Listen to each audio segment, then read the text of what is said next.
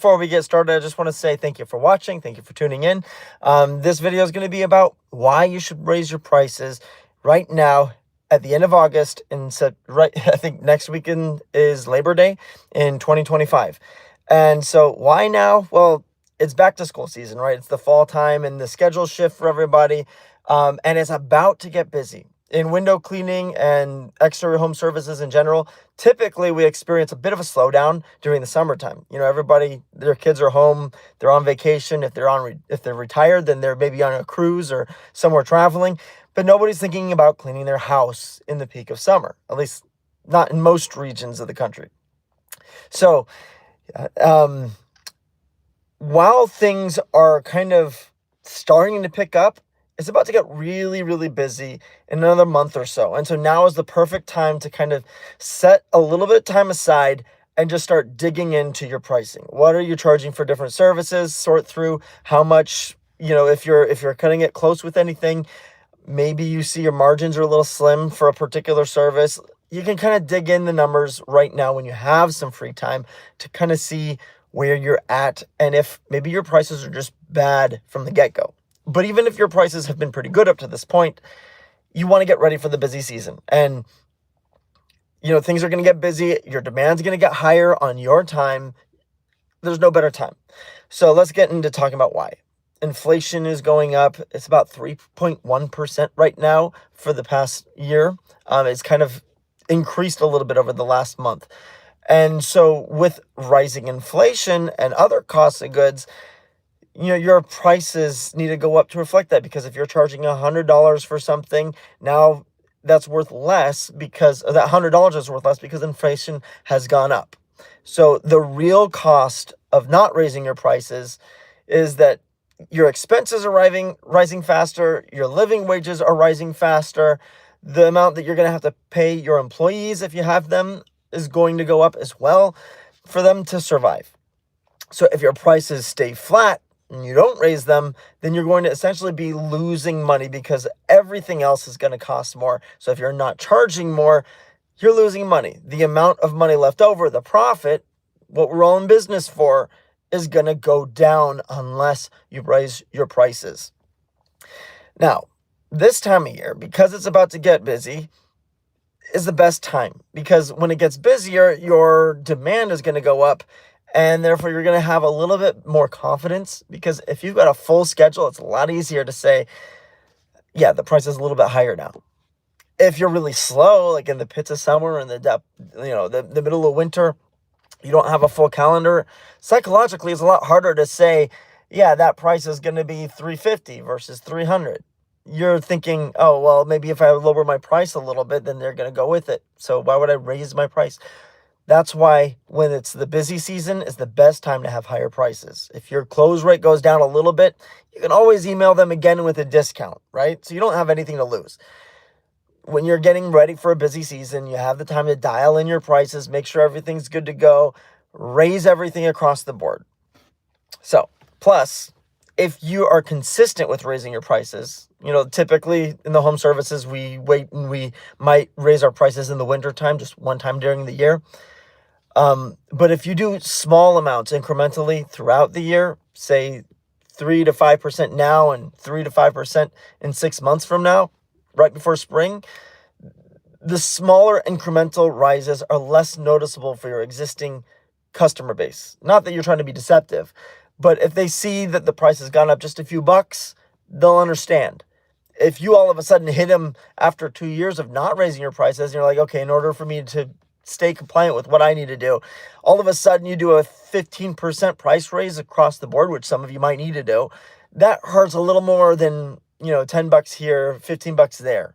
So incremental price increases make a world of a difference in the long run, because it helps you keep up with the rising costs and inflation without, more importantly, if you don't raise your prices and your margins are going down, you're going to try to make up for it by working faster, trying to get more efficiency or cut corners. And that's something that they will pick in on. They'll pick up on that instantly. If you're starting to not do an element of the job, like taking the extra time to go around and make sure there's no spots or drops, if you're in a rush because you feel like you're not making enough money from a project, the quality is just going to go down. So in order to protect yourself and your customers from sloppy quality, raise your prices. So, and remember with your prices that are based on value are much better than the prices that are based simply on the cost of doing business. So consumer behavior shows that perceived value, which is the cleanliness, the professionalism, the reliability that you have, is more important to their mind than the price itself. Translate, they don't care about the bottom line. They care about the job that they're getting, the exchange that they're getting, the value that you give. For an example, they did a recent poll saying that 2/3 of phone users would likely never switch from their carrier because it was too inconvenient. This was just a recent poll that they did.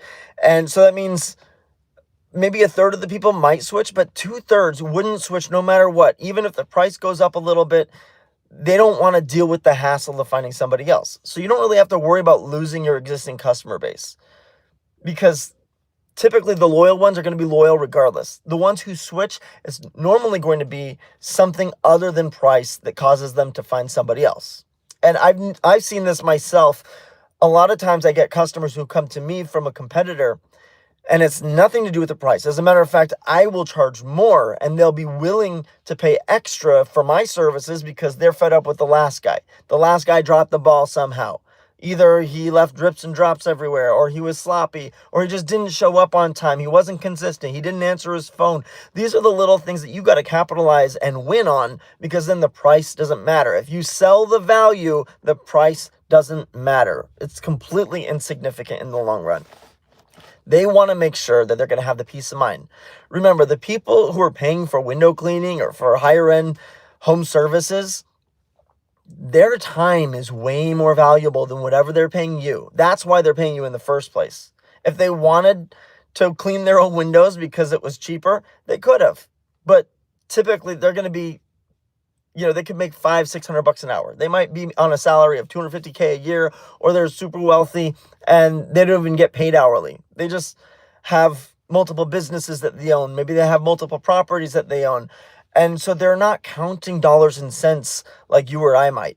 They're counting their freedom and their time and their peace of mind. They care they don't have to stress about something, that it's easy for them to get their next appointment on the books, that they don't have to follow up and make sure that you're going to show up, that you have a clear process to make sure everything gets done properly. They don't want to get outside and they're on their patio and then all of a sudden they look and it's all dirty and they feel like you're not going to come back to touch it up. You let them know that you're going to come back for touch-ups if it's necessary, but more importantly, you're going to walk around and make sure there is no need for touch-ups. Those are the things that win them over more than being cheaper than the next guy. As a matter of fact, if you're more expensive, sometimes that's something that signals to them that you're more valuable. So, for instance, Apple versus any Android. There's been a lot of debate lately. I think Google's Pixel phone was just released not too long ago, and a whole bunch of their segments were pointing about how Apple didn't do things that Pixel couldn't. They went toe to toe with everything.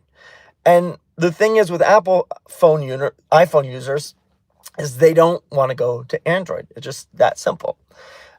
You can say, look, they do everything else with the Pixel that the Apple iPhone can do, and it's cheaper. Nobody cares. They just want to stick with Apple. People are loyal to brands that win their trust. It's easy. They know it already. They recognize it. They've already built up a comfortable life around a certain product. And it works the same way with home service industries. When they've let you come into their house before and you're going to come again, they already know you. They already like you. They already trust you. They don't want to find somebody else who's a stranger that they let in. They want to stick with what they already know. So people are more loyal than you might give them credit to. The reason loyalty fails is because somewhere along the line, you break the trust. And you don't break the trust by marginally raising the price. Everybody expects that they're going to have to pay more in due time. 20 years ago, you could buy a house for $150,000, $250,000, somewhere in that range, depending on where you were at. Now, 20 years later, It's more than double that. I mean, I think even just since COVID, real estate across the board has pretty much come close to doubling. We've got to pay people to work for us, or we've got to work for ourselves to pay for housing. These things all come in to the parts of why we price what we do. We have to pay a living wage for whoever's working for us. Here in North Texas, where I'm at, I think it's over $25. It's over $26 per hour for a living wage for somebody who's married with children, assuming they have 2 household incomes. You've got to pay somebody that much. As the cost of living goes up, the cost to acquire a solid employee also goes up. If you want to keep your employees, you're going to have to pay them more in time. Because of these things, we have to charge more. We have to stick with the times when it comes to our pricing. And so rather than waiting till next year, now is a great time to raise your prices. So make it easy for them to stick with you. Don't drop the ball. Don't make mistakes that are big without apologizing and making them right. Don't do things that are stupid, right? And that will make it hard for them to leave. Nobody wants to go find somebody else to look in their closet. They already had you look in their closet. You've already seen all their skeletons. Why let somebody else in the world be privy to that as well? They want to stick with you. Just give them reasons. Don't show up late. Or if you are late, text people. These little things make all the difference for just maintaining your customers. Your price is so insignificant with that. So when you communicate your price when you communicate your price increases with confidence, that can also make a world of a difference. Customer psychology is real, right? The leading price strategies like value-based pricing, that's what we're talking about, and price anchoring are effective tools to frame higher price points as a justified and fair increase. So sometimes you just got to focus on, or every time, you just got to focus on selling the service for the quality that you're giving, the value that you're providing, not on the price. If you're focusing on the price, oh, hey, we're cheaper than everybody else, then that's all they're going to think about. But if you focus on something that's special about you, something that's unique about you, that will make your price insignificant. You'll win more jobs while raising your prices higher. It's just a fact. You can try it out for yourself if you don't believe me. Raise your prices, but don't sell on the price. Sell on the value that you provide. So, another tip. Give an opportunity for discounts with an offer or with referrals, or by offering them a discount if they share on social media, especially if they complain about the price. Now, most people won't complain about the price, but if you do have somebody who says, oh, wasn't it cheaper last year, or wasn't it cheaper the last time you came out? This is a perfect opportunity to say, look, I understand that we've had to raise our prices a little bit, but look what I can do for you. We're going to offer a promo next month. I'll let you in early on the deal. We're going to be doing a discount, $50 off if anybody books 2 or more services. So if you want to add a little something else that'll help me with the margin, I won't have to worry about the transportation for 2 services. If you want to go ahead and throw in your gutters, I'll be able to give you a 15% discount or a 10% discount or $50 off or whatever you want to do. This is allowing you to actually get more money in the long run and give them a good deal still. Or if you simply say, hey, look, I understand times are getting harder. You might have a little bit of a crunch on your finances as well because inflation is going up. And if your job hasn't given you a raise, or maybe you're on a fixed income, I understand that. This is how I can work with you. I use Jobber. And so in Jobber, there's actually this really cool tool for a referral program. And so you can say, look, if you tell your friends about me, just share this link. Everybody who books will get credited to your account. And you can either do a dollar discount, like a dollar credit, or a percentage credit. So you say 10% per referral. If 10 people book an appointment based on that referral link, they'll get a free job, basically. 10% going towards the value of their service. Or if it's $25 per referral, you get the credit when somebody else books an appointment and pays the fee for their appointment, right? It's actually after the appointment is closed that the credit gets to their account. And so if you do a referral program, you can say, look, I know that it's hard, but look, I'll give you this link. You share it with your friends and family, And anybody who books and gets their job done, that discount will get credited to your account. So if you want to wait a month or two until a couple of people have booked, you'll get a discount. Hey, what's up? It's good to see you. Spooky time. Always a pleasure. Thank you for watching and tuning in. I hope your business is doing really well right now. I know it's tough in the summertime sometimes, but we're up on the bounce. So that's why you got to raise your prices right now. So giving a promotion, giving some type of a discount if somebody complains, that kind of erases or mitigates the damage that would be done with those particular customers. I don't think I've ever had somebody say, oh, because you're raising the prices, I'm never doing business with you again. That's just more of a fear that's in our minds than something that's based in reality. All right, so strategies to raise prices smartly. A percentage bump. This is the easiest way. Across the board, you can just go through a service and say, okay, I was charging $5 per pane. Now I'm going to do $6 or $5.50. Whatever, you could do a percentage or a dollar amount increase for each thing. For me, I was at 14 cents per square foot, and this week I'm bumping my prices. Technically goes into effect, I guess, on Saturday, from 14 cents per square foot for the entire house to 15 cents per square foot for the entire house. That's for the full service windows, inside and outside, including screens and tracks. That means my per window count, let's say for a typical double hung or single hung, remember single hung window is 2 window panes still, it's just only the bottom one moves. Double hung means the top one moves and the bottom one moves. Both of them move. So 2 panes with screen and track included, $20 for a window. Doing outside only, including the screen, would be $10. If it's just a pane of glass, it just depends on the size, anywhere from $5 to $10 per pane per side. So 5 to 15% across the board, depending on where you're at. If you've raised your prices in the last year, then lower is okay. 5% is okay. Even 3% is okay if you raise them in January or February like me. But if you haven't raised your price in over a year, you might want to think something more drastic. If it's been 2 or more years, 15% is something that you really should do. Right now, I think the average across the country can be anywhere from $10 to $18 for a typical window, what we're talking about. That's for the whole unit. So that's around $3 to $5 per window per pane per side. So hope that's clear. The other way you can raise your prices is just to raise your minimums. So let's say normally you would go out to a job and you would charge a minimum of $150 for a house for exterior window cleaning. Right now I'm at $179 for exterior window cleaning. I'm at $269 for full service. That's inside and outside tracks and screens included. I might not raise those prices because I just raised those prices a few months ago.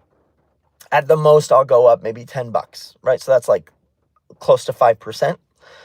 So I'll be edging up for gutter cleaning, though. I'll go up closer to $200 for any service. Pressure washing, I'm at $200 for any service. I'll kind of take a look at each service uniquely, see where it's at. It more depends on setup and what it takes to get to a job.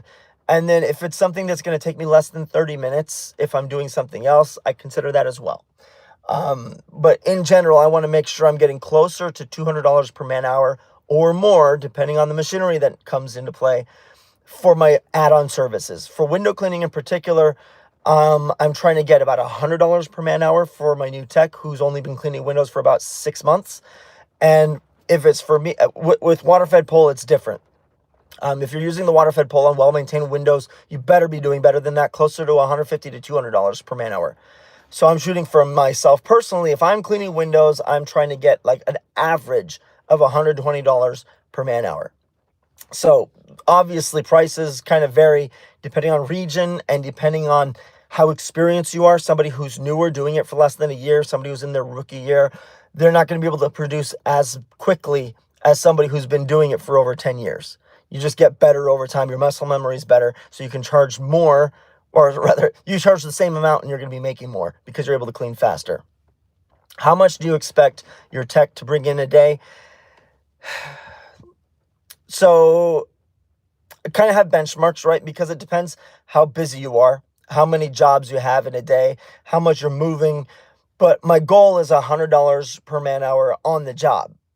So that doesn't account for the drive time and everything. So if I get $600 in the day, then I'm happy. I think one guy has the potential to get $800 in a day. I know if I'm working solo as somebody who's a veteran, if I'm only cleaning windows, I would anticipate that I would hit at least $800 in a day. I would shoot for closer to 900.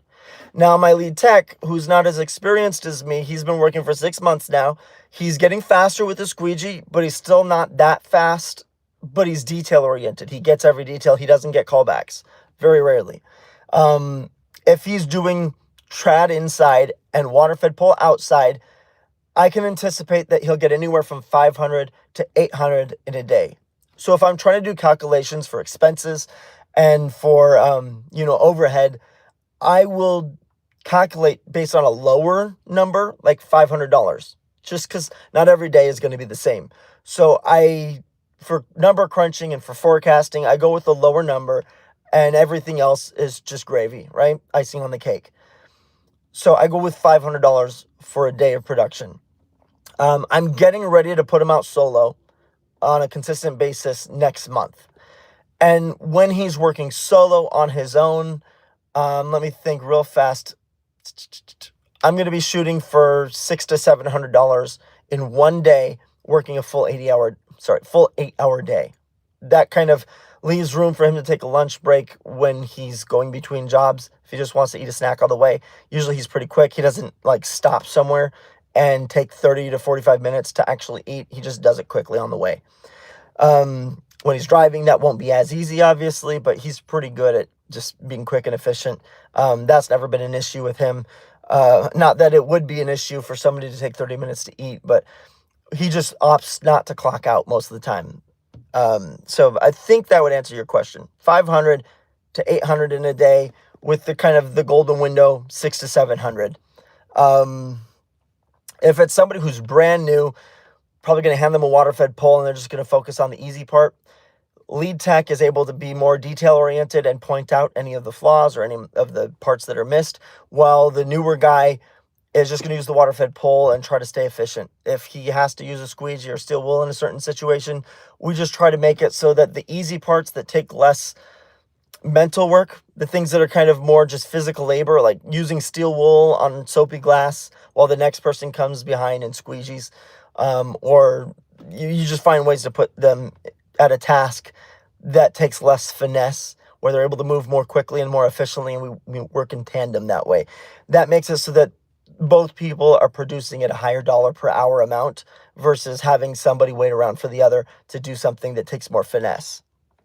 So, if you got any more questions about pricing, feel free to ask them, and I'll try to address them as long as I catch it and see it. So, with raising your prices, confidence is key. If you act confident, you're bold with it, you just say it matter of fact, they'll just roll with it.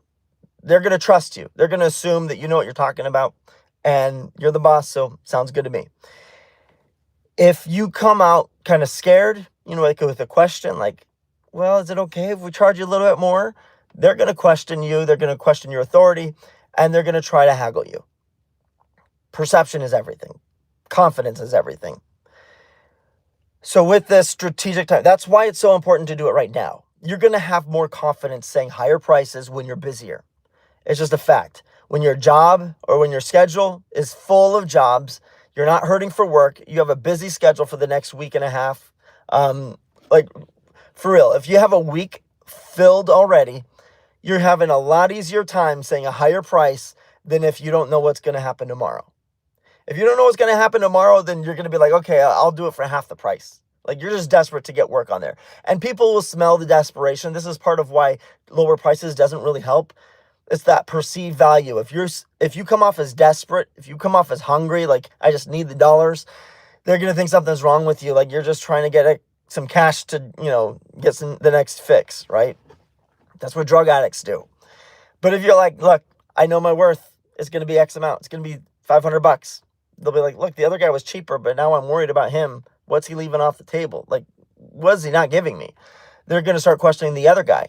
And if you are able to show your value, show the different things that are included, and show up with a nice branded vehicle, and whether it's lettering or even just a magnet, something that sets you apart, not showing up in some rinky-dinky clunker that's dropping oil on the driveway. These little things make a difference. That confidence, that perceived value is going to make them value your service that much more. They respect the professionalism. They respect when you show up and do what you say. They respect when you follow through. They respect when you make it easy for them. They respect when you don't leave a mess behind. You make everything cleaner when you're gone, even the parts that you weren't paid to clean. One of the things we always like to do to go above and beyond is trying to create that, that next level clean, that next level service. We'll clean something that they didn't pay for, something like their front door that everybody sees that they didn't think about. Even if there's no glass on it, we'll go ahead and detail it with, we'll get some nice microfiber rags. Actually just recently got like an oil polish for wood, because we come across a lot of wood doors that are faded. And so we're just going to be able to just kind of butter it up a little bit, just make it look nice and presentable. We don't ask them before we do it, unless it's something like a delicate wood door, like something that's already looking nice. We'll just be really careful and give it a nice dusting. But if it's, so like in some situations, if it's like their pride and joy custom drawer, we might ask them, is it okay if we touch it up for you and just kind of make it look nice? We've got this polish we've got this oil that will help refinish it a little bit.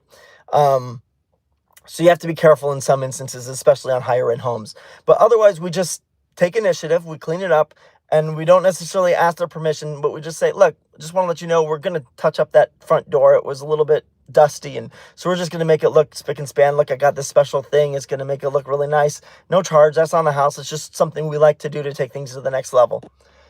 That wins so much in their head, in their mind, that you would never believe it. They become so loyal, and it becomes the talking point for them to tell their neighbors, to tell their family, to tell their friends, to tell social media. You give them talking points without asking them to talk about you. There's actually a really good story about this. I don't know if you've ever gone. I've only gone to the DoubleTree Hotel. It's owned by Hilton, I think now, but it used to just be their own thing. But the Hilton DoubleTree hotels, they're famous for the smell that you walk in the door. Everybody who comes in can smell the same thing. You go in there and they have fresh baked cookies for every person who's going to be staying the night there. Free for everyone. And it's fresh baked every single day. Hey, good to see you. Love your name, Average Content. I know I've seen you around a couple times. Let me know if you got any questions. But DoubleTree, you smell those cookies every time you go there. They don't advertise, or very little. They don't have a budget for marketing. Their marketing is their customers. What happens is 1 out of every 3 customers that stay the night at a DoubleTree tell their friends and their family about the free cookies and about the smell of the lobby. That just brings a nostalgia and an experience that they can't shake from their mind. And so everybody that they meet, 1/3 of them, tell somebody about, go to DoubleTree because they have the cookies that you get. And some people book all their trips, their whole itinerary, around where can I go to a DoubleTree because they have the cookies and it smells really good and it's a nostalgic feeling that I want to remember. So their marketing gets done by this one little perk that they do. One guy cleans windows.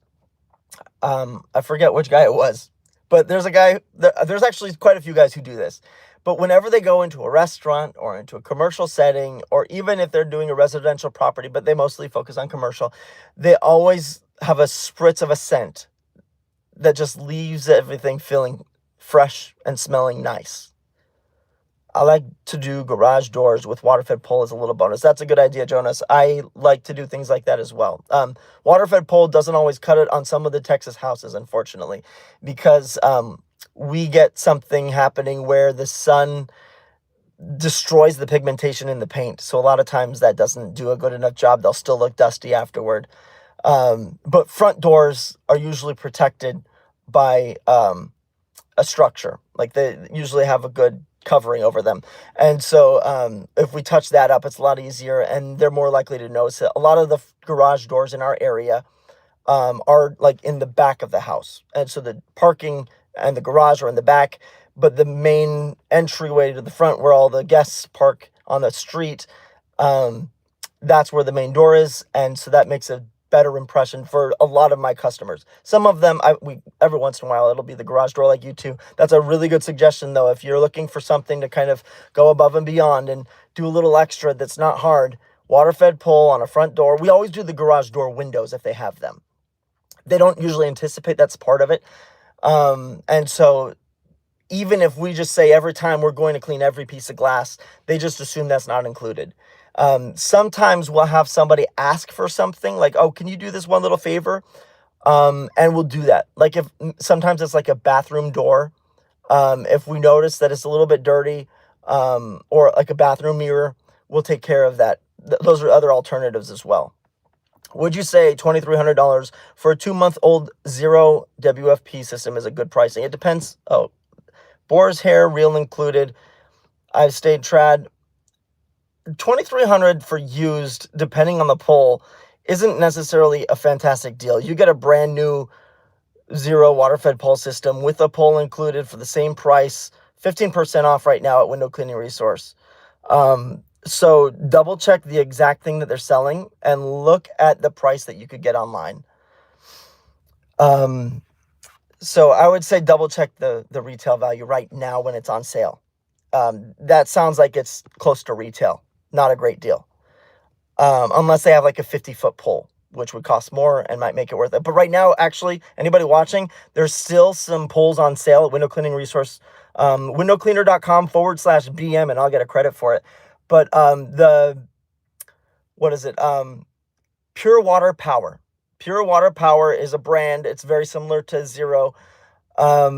Their colors are blue, so I actually like them a little bit more, but same equipment, same clamps that they use as the 0 poles, but they're 50% off right now. Boar's hair is included. Boar's hair brushes for like $70 right now for a 16-inch brush. It's an incredible deal. The poles right now, I just bought a pole this last week because it's such a great deal. They were doing a big discount for the huge convention, and it's like a clearance sale at the same time. So 50% off, you can get a 50-foot pole for $1,000. It's a killer deal. Go there now and check out the prices before you buy something used for the same price.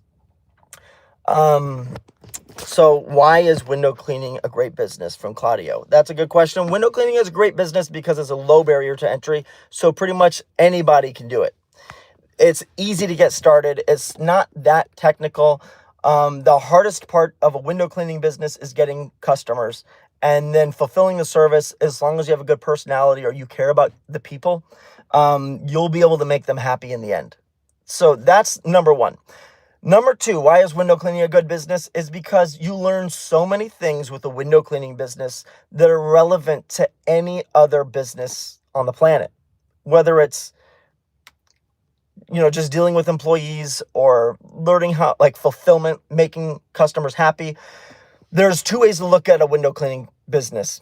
Number one, it's a customer acquisition or marketing business. You're just trying to get customers. So you learn about marketing. You learn about perception and value and providing that to somebody. And that crosses into every other business. It's also about customer satisfaction. You could say it's a customer service, second of all. Customer service business. Making somebody happy, fulfilling their expectations, and then going a little bit beyond to build a level of gratitude in them so that they become a sticky customer. Then the follow-up systems, making sure that you stay in front of them. All these different little nuanced things that you just can't learn in a university setting. You can't learn. It's even hard to learn if you don't own the business. And so it's a kind of funny thing. Window Cleaning Resource, windowcleaner.com, started out as an online forum. Now, I go way back with the window cleaning industry now, I guess. I've started 3 businesses, so I've been around a little bit. This business that I'm running right now has only been in business. We're right at the 5-year mark, right? Before that, I had the same business name in New York. I sold that to a couple of guys. And before that, I was in San Diego, and I just didn't know what I was doing. In the interim, when I moved to New York, I listened to a lot of podcasts and learned a lot of things. But when I was first getting started, everything I knew was from the window cleaning resource forum, the online forum. It's still there. You can still look in the archives. And what I wanted to say about that is so many different people who started their businesses around 2010 today own multi-million-dollar businesses that do completely different things. There's a guy named Dave Carroll, and he has his own marketing company that I think did $20 million in revenue last year. He got his start doing window cleaning. He learned about marketing through his window cleaning business, fell in love with the marketing, and then started a marketing business and scaled it to the moon. Another business owner, a guy named Joshua Latimer. I learned most of what I know from that one guy. Joshua Latimer started his business around, I don't know, around 2007 or something, maybe a little before there, maybe a little after, I don't know. He grew that to be multi-million dollars, sold it, and before he sold it, he started a software company called SendGym. Now he runs in completely, I think there's a holding company above that. He sold that, I think, to an employee, or has maybe, I don't know if he still owns part of it. But then he started a larger company called Service Moxie that did a lot more. And then he started doing something else now that's Warplan AI, which has a software plus decentralized coaching aspect to it. Needless to say, he's started over 5 businesses. It all started with the lessons that he learned through his window cleaning company. He learned all kinds of things that helped him. And he says to this day that there's nothing in business that he didn't learn through cleaning windows that wasn't applicable to every other business that he's ever consulted for. And so all of the little bits and pieces that you pick up when you start any type of a home service business in particular goes such a long way into whatever else you would do in life. Even if you close up shop after 2 years, you're going to get invaluable skills with management, with whether it's just you're managing your time and responsibility and following through and taking care of people and finding out the customer life cycle and customer journeys and understanding buyer psychology. All these different things that go into effectively running a window cleaning business can take you so much further in life. And there's another guy who started another software company, Responsibid, Kurt Kempton. He started a window cleaning business in Arizona and figured he needed a way to automate the bidding process. And so I use Responsibid to this day. There's actually a link in the video. If you want to support my channel, I'll get like a free month or something if you use the link to sign up. But Kurt learned everything to get started in his new business through window cleaning and now has a multi-million-dollar online software company. So all these people got their footing with window cleaning. So that's why I love window cleaning as a starter business. And then you can scale a window cleaning business as large as you want. I used to kind of have the mentality that, you know, you start a window cleaning business, you're kind of strapped to what you can do as far as production in a week. And that's true if you don't want to hire somebody. You can get a solo operator business to get up to, I got it to $150,000 in revenue through kind of, I had Jill's office answering all my phones. Well, they still do. You can get a service like Unique Genius, a VA, to do a lot of the emails and just basic stuff. You can set up automations through Responsibid and through Jobber so that you don't have to be involved in the day-to-day communications with customers and the follow-up sequences. All that can be automated. You can even automate personal touches. You can even send yourself an email to reach out to somebody and give them a call if you want to add that in. Or you can use something like SendGym to send an authentic sounding voicemail to each individual. And so all these different things you can do to free up your time so that you don't have to be bogged down with the thoughts of it. And so you can have like a really bougie owner-operated business where you're working 30 hours a week making, let's just say $150K in revenue. Well, we won't talk about profit because that's between you and the IRS and your CPA or your lawyers, right? And God. So $150K in revenue, let's just say generously, it costs $50,000 just to keep, like that's in growth mode, right? That's still paying for marketing. If you've been going for 5 years, you have 1,000, 1,500 customers that you've already done business for. You don't really need to advertise at that part. You can kind of coast as a solo operator just on word of mouth at that point and continue to raise your prices and your income will continue to go up. And so let's just say automating a lot of those operations, which is getting easier and cheaper now with AI. Let's just say you could make all that cost 50,000 a year. You're still making six figures off of 150K working solo, only 30 hours a week for like 45 weeks of the year. You can use AI and create it yourself. I've been attending the AI for business training this week. Yeah, you can do so much with AI now. Um, just a side note with AI automations, like I've set up some automations in high level. High level is a powerful tool. It gets really complicated. Usually that's why people don't stick with it, is because it can do so much that it's like you look at an elephant, you're like, I can't touch that. You just got to take it one bite at a time, focus on one automation at a time. Then you have tools like, if you don't want to have the, techie part going and figuring that out yourself, sometimes there's updates that come up or things that change. Like right now, there's a big regulation change in the state of Texas where everybody's in a panic about it because automated text blasts are basically illegal in Texas now. You can get fined like $1,000 per illegal contact. And so that could be like sending an outbound voice bot to somebody or sending in like a blast of text to a bunch of people. Now there's nuances but if you don't want to follow through with all the red tape and everything, then you can go with something like Jobber. Jobber has a lot of those things automated as well. As a matter of fact, they're really investing in that right now. They're about to do in September, they're going to be doing a new product launch showing some of the tools, especially AI centered with Jobber.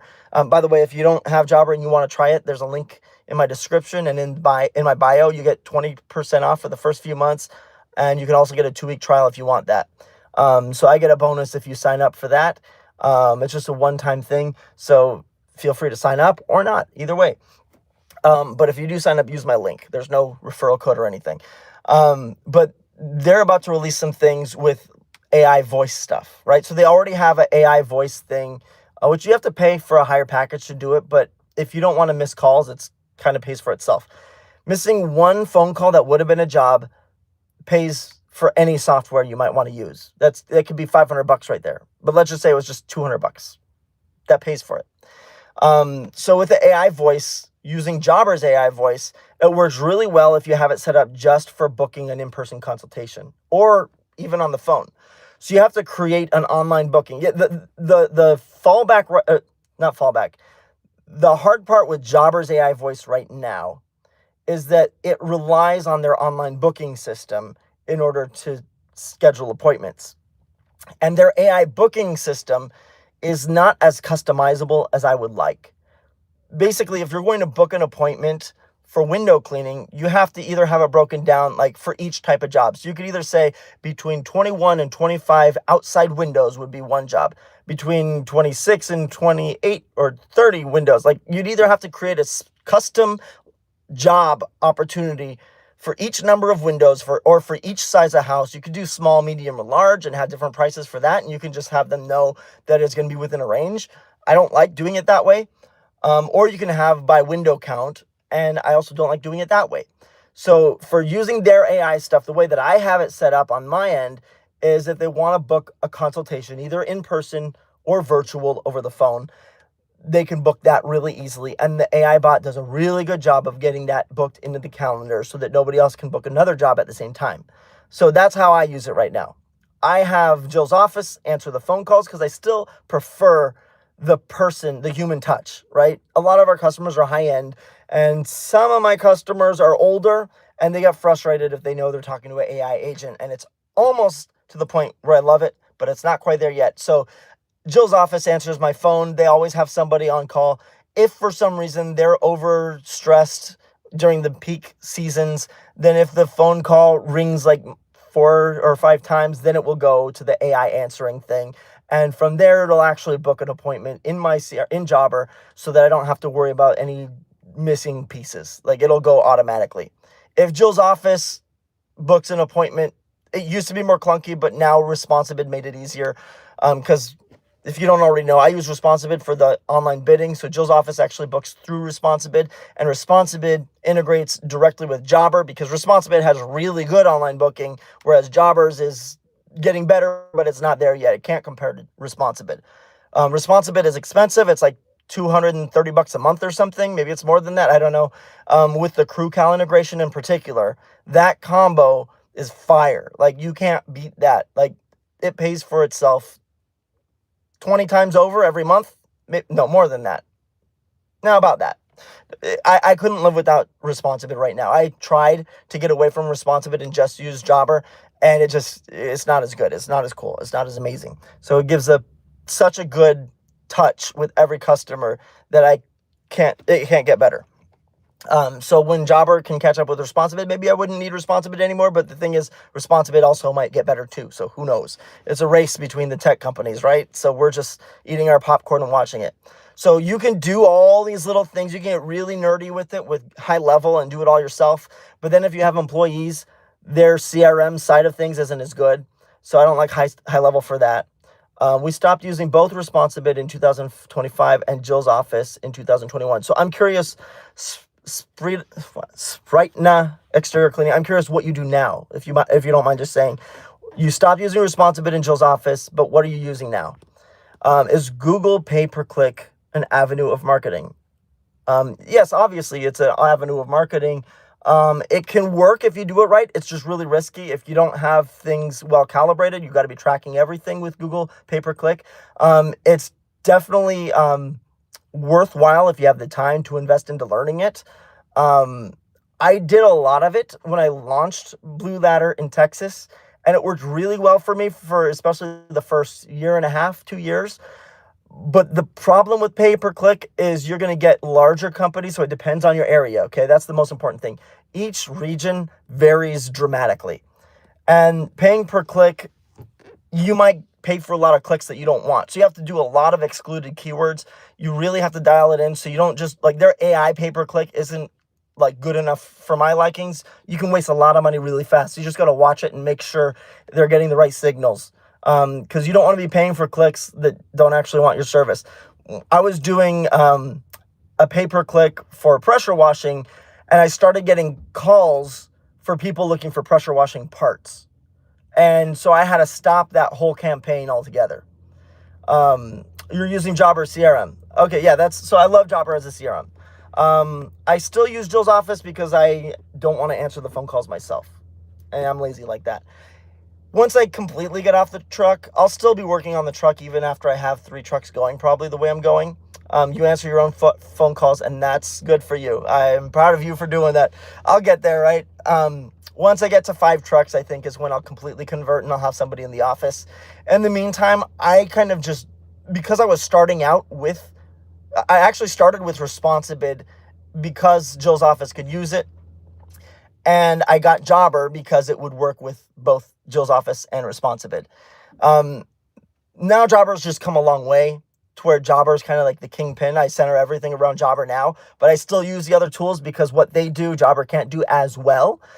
But that's changing really fast, isn't it? It's hard to keep up with the times. At one point I was looking at high level thinking, I'll just put everything in there, but I just don't have the time. To get somebody to build everything custom would be a few $1,000s, and it would be a good investment in the long run, but so many changes happen that it's just too complicated. So I still use it. I just don't want to build my whole company around it. Whereas Jobber, I'm more comfortable with building my company around it. All right. Everything by John. Hey, I just came across your channel and business. I got my logo and I'm about to set up my Facebook, but I'm going to wait until I book my first job to get the supplies. I would get the basic supplies first. I did have a video about like what you need just to get started.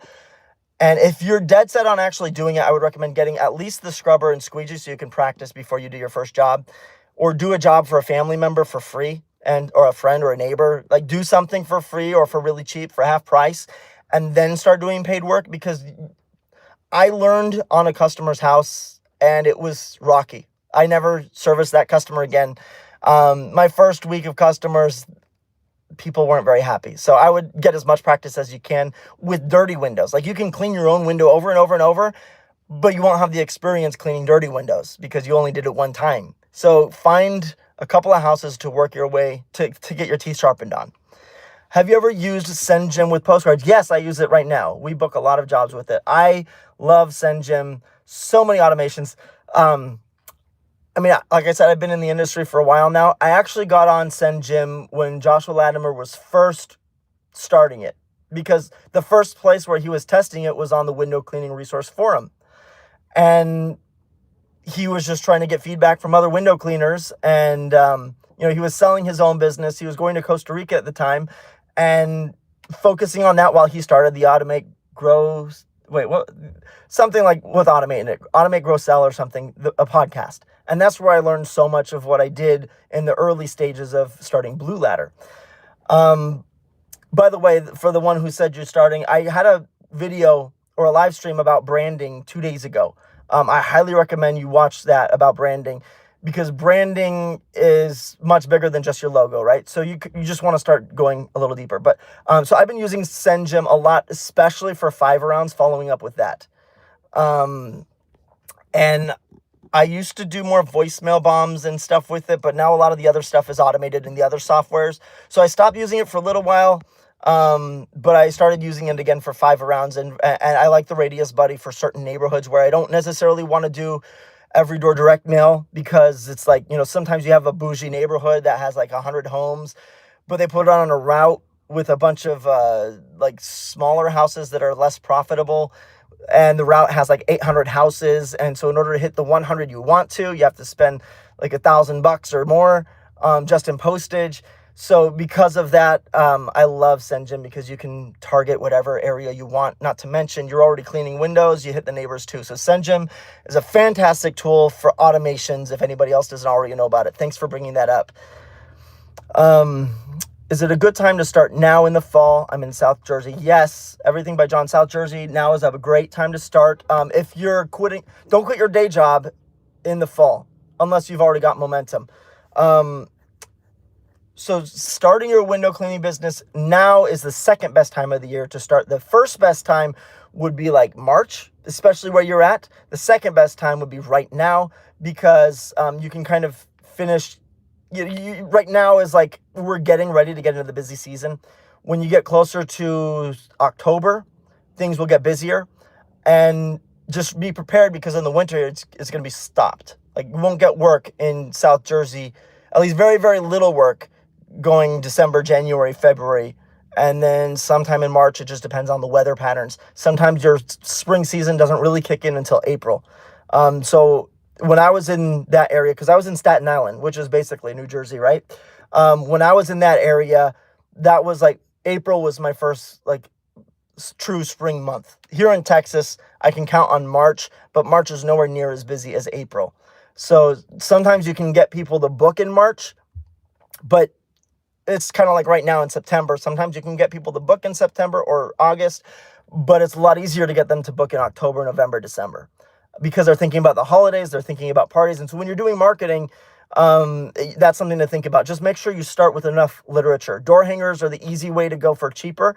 Create all that online free stuff. Make sure you set up your Google business profile. That's free, and it takes a little while to get set up properly. A lot of people struggle with that, but just follow the instructions and it shouldn't be difficult. It's amazing how many people mess up something that should be pretty straightforward. But set the Google business profile up first. Set the free Facebook profile up. Start getting pictures. Order the basic tools and get things going.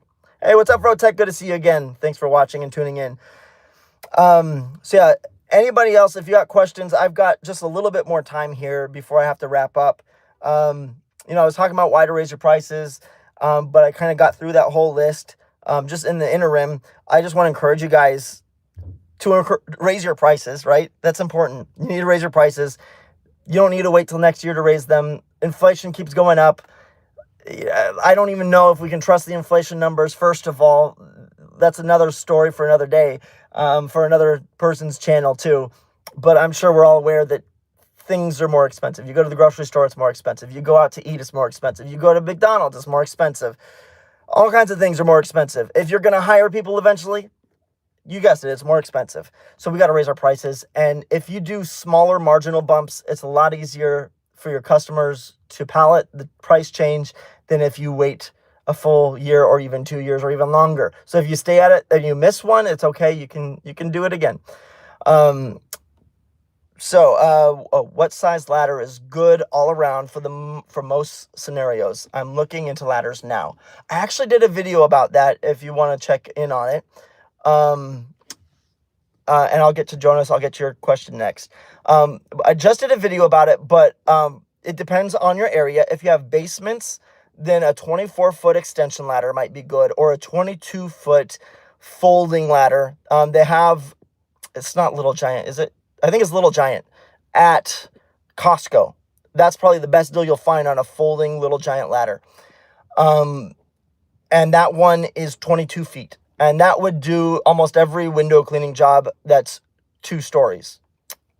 If you're in an area with more ragged cliffs, it also has leveling legs, which helps tremendously. So that would be my first number one choice, and you can't beat Costco's price. If you're in an area like I'm at in Texas where there's no basements and most thing is 1 story, sometimes you have 2 stories, but there's no basement, so it's pretty easy to reach, then you can get by with like an 18-foot folding ladder or a 20-foot extension ladder. That will get you through. If you get on the roofs, you want to have a 24-foot ladder would be good enough for anything here in Texas where it's relatively flat and no basements. If you're in a place and you want to get on a roof and you do gutter cleaning, then a 28-foot extension ladder would get you through most everything. A lot of people will recommend like 32-foot. Same thing for Christmas lights, 28-foot. Some people say 32, but I think I never had to get a 32. I got by with a 28-foot in New York on the East Coast where there's basements, and I get through with less than, I use my 28-foot ladder once a year at the most here in Texas. So that should answer your question. 28 to 32 here. That's from Spritna in, I think, where were you located? New Jersey too, I think? I don't know. Do you feel that window cleaning ads are very saturated this time of year? I feel my Facebook ads have a ton of competition. And the answer, well, it depends on your area. But where I'm at, 100%. Yes, definitely it's saturated.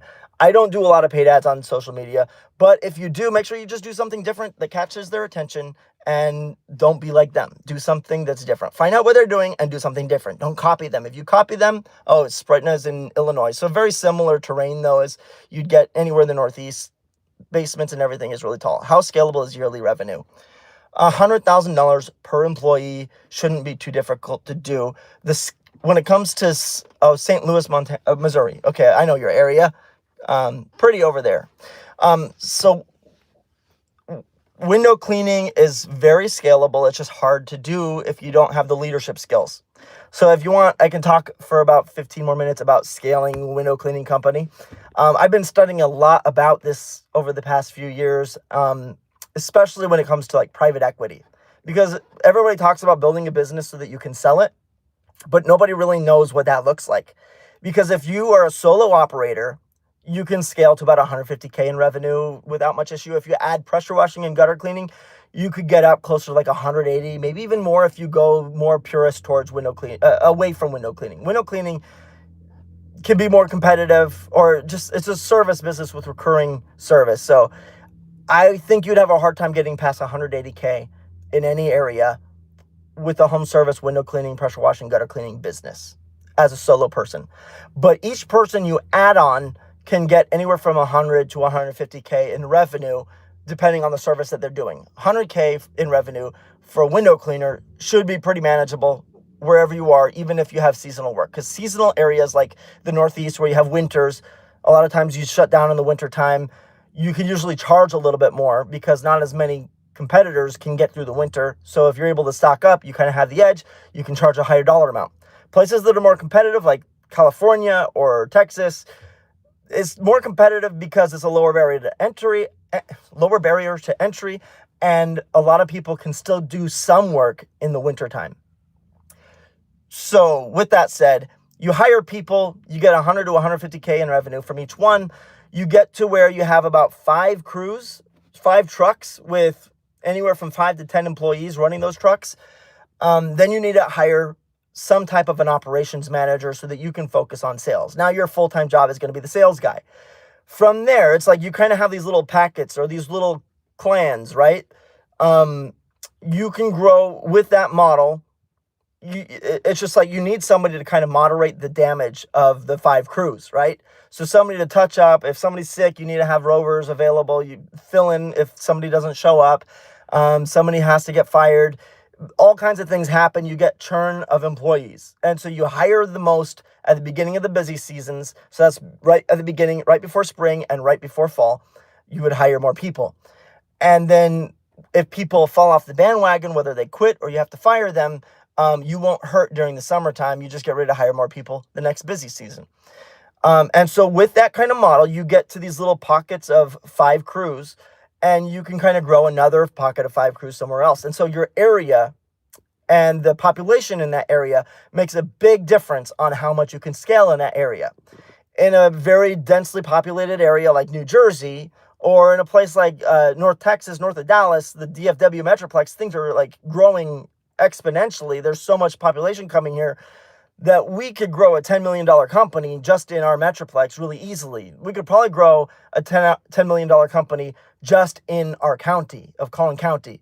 I think like the town I live in right now, McKinney, has 280,000 people or so.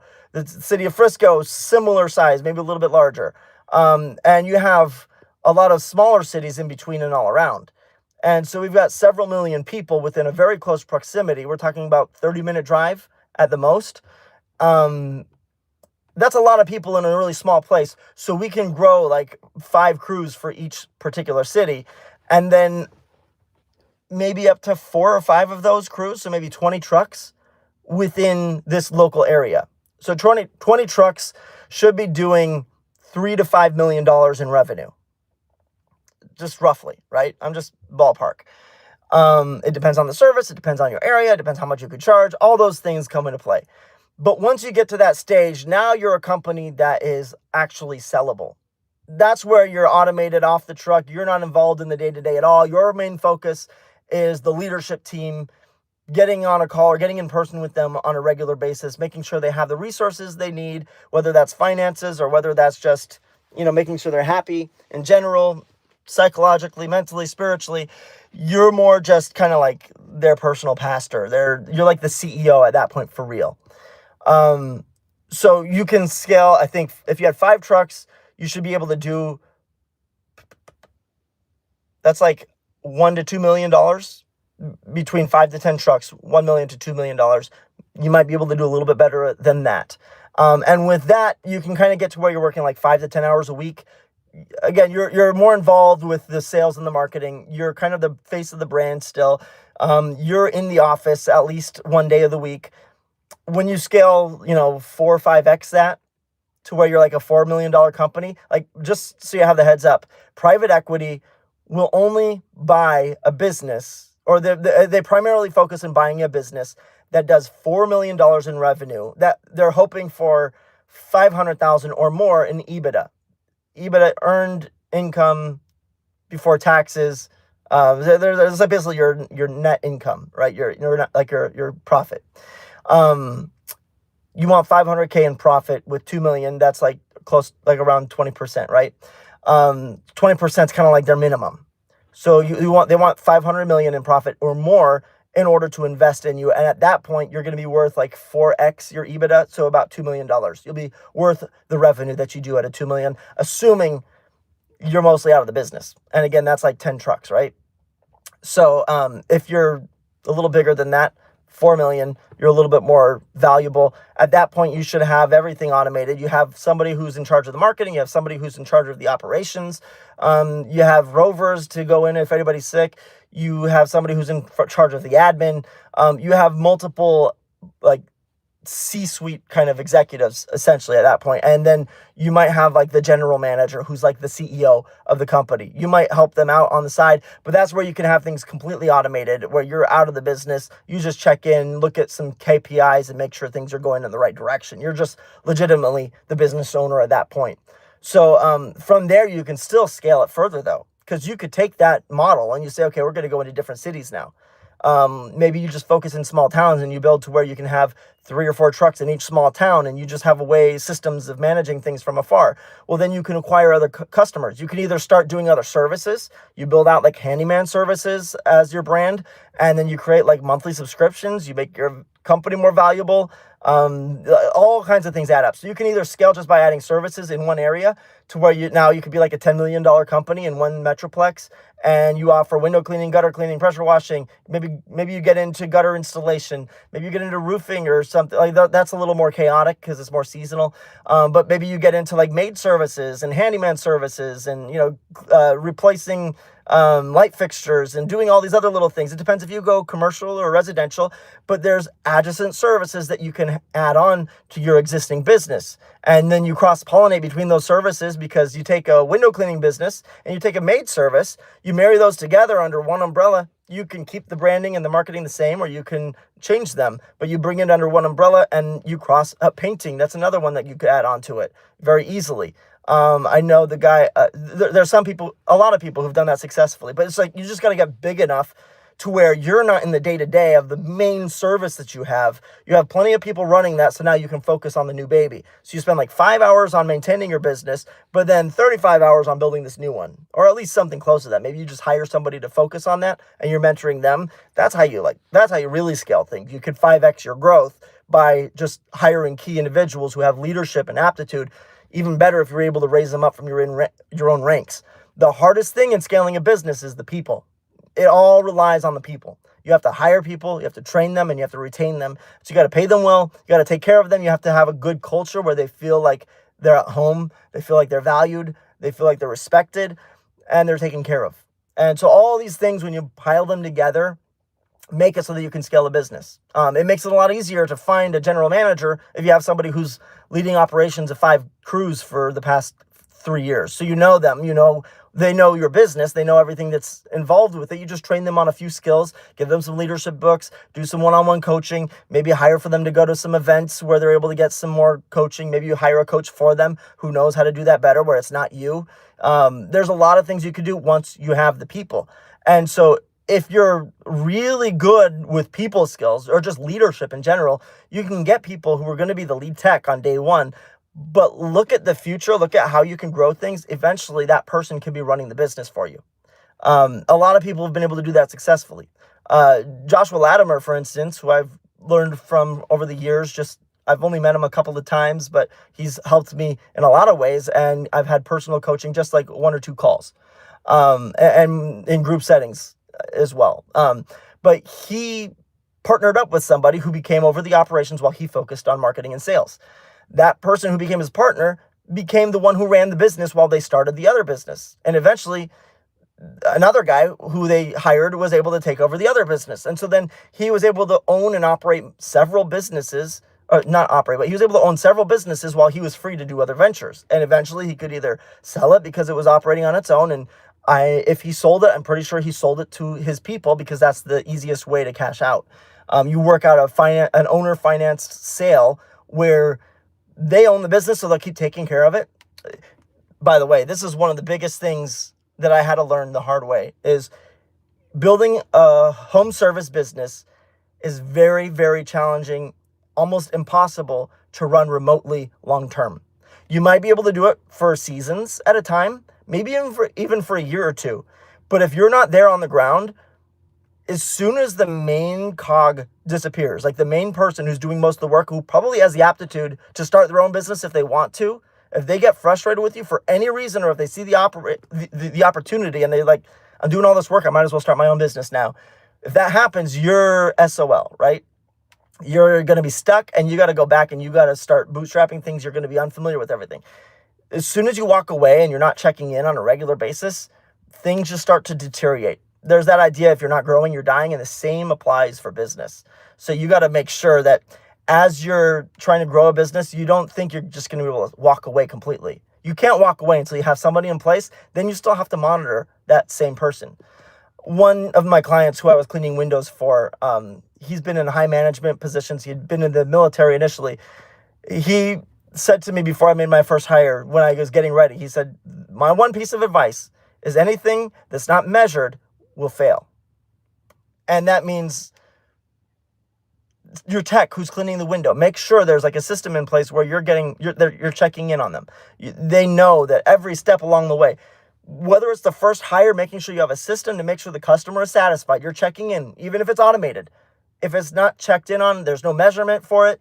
There's no way to have a pulse on what's happening in the mind of the customers. These things are important. And then it continues as things level up. Number one, the people. They're people. You need to care about the people who are working for you. If you don't care about them, they'll know it, and they won't care about you. They're going to move on. And if they move on, your business won't be able to be sustainable because you'll have to keep training people. And if you have to keep training people, you're hands-on more than ever before. So you want to be able to have one hand on so that you can kind of do other stuff, but you still have your finger on the pulse. So in a nutshell, that's kind of what it is about scaling. So sky's the limit for real. Like, you could grow $1 billion cleaning company. It just hasn't been done yet, but it's in the works, right? You have companies cropping up now that are kind of private equity funding, and they're looking at the lifetime value of every customer saying, okay, look, one window cleaning customer, we can get $3,000 over the next few years. If we add on these other services and we partner with these other companies and we get these referral systems going on, that one customer is worth a lot more than what they're going to pay for that one service. So we're willing to spend $300, $400, $500 to acquire one lead. And so they're going to be, that's why the ad, anything clicks, like whether it's Facebook ads or Google ads, that's why that will keep going up. Unless the hack is to create really good organic content, video in particular, where the customers will fall in love with you as the owner and want to do business with your business because they know you and they like you and they trust you. That's the hack. If you can do that, you don't even have to pay for ads. You just have a personality and you have your profile available to the public through your business, obviously.